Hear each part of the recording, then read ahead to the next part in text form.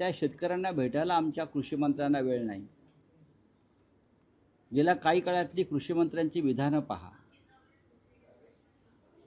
अशा कृषी मंत्र्यांना किंवा अशा आमदारांना कृषी मंत्रीपद देऊन सरकारने काय महाराष्ट्राला कोणतं असं योगदान दिलं आहे शेतकऱ्यांच्या बाबतीमध्ये?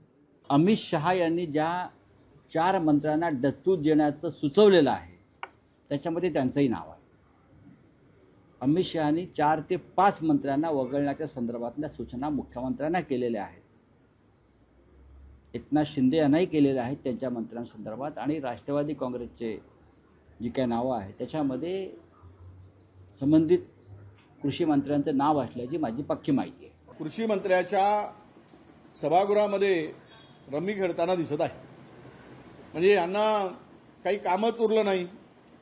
मला वाटतं की भाजपवाल्यांनी यांना केवळ नावालाच मंत्री करून ठेवला आहे, किंवा हे यांना कुठला अधिकारच नाही असं असावं, आणि अधिकार असेल तर मग यांना करायची काही इच्छा नसेल।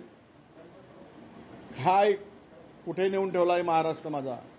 शेतकऱ्यांनो, तुमचं वाली हा सरकार नाही, आणि यांना तुमच्याशी काही देणं घेणं राहिलेलं नाही। म्हणून शेतकऱ्यांना आवाहन करतोय की अशा खोटारड्या धोकेबाज सरकारला धडा शिकवा। महाराष्ट्राच्या मंत्रिमंडळाची सध्या जी अवस्था झाली आहे ती येड्याची जत्रा आणि पेड्याचा पाऊस म्हटल्यासारखी झाली आहे। मंत्री महोदयच ऑनलाईन रमी सर्कल सारखा खेळ खेळत असतील तर गंभीर आहे। अशी काय अपरिहार्यता असेल बरं अजितदादांची, शिंदेंची किंवा देवेंद्र फडणवीसांची, की त्यांना अशा लोकांना उमेदवाऱ्या द्याव्या लागतात आणि निवडून आल्यावर अशा लोकांची मंत्रिपदावर वर्णी लावावी लागते।